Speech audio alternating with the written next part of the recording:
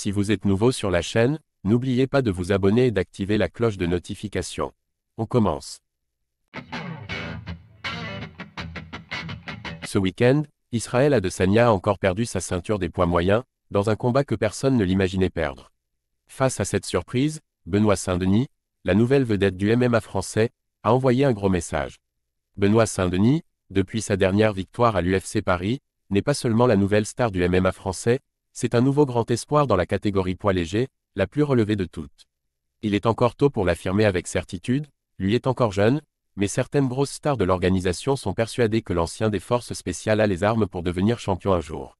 Le God of War lui-même se sent en mesure d'atteindre les sommets, grâce notamment à son constat sur l'état des arts martiaux mixtes en France. D'ailleurs, la grosse surprise du week-end doit lui donner de l'espoir, puisque même un combattant que personne n'attend comme Sean Strickland est capable de faire tomber une légende comme Israël Adesanya. Benoît Saint-Denis parle ouvertement du titre.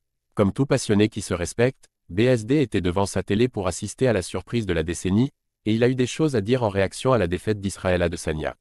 Il s'est penché sur l'histoire du nouveau champion des poids moyens, et il a remarqué un détail qui lui a donné confiance pour la suite de sa carrière.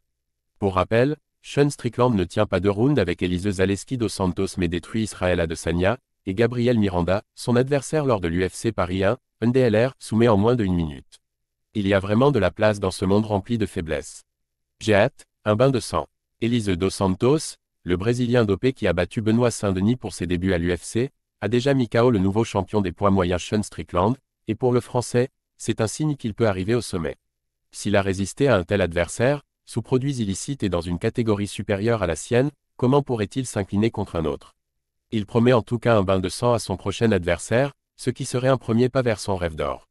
Car après ses récentes prestations et avec sa popularité grandissante, l'UFC devrait lui offrir un adversaire classé dans le top 15, voire 10, ce qui le placerait de suite parmi l'élite mondiale.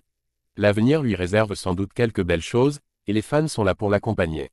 Si Sean Strickland peut vaincre Israël Adesanya de manière si nette, Benoît Saint-Denis peut rêver de battre Islam Makhachev, l'actuel champion des poids légers de l'UFC. Il peut compter sur le soutien de tout un pays.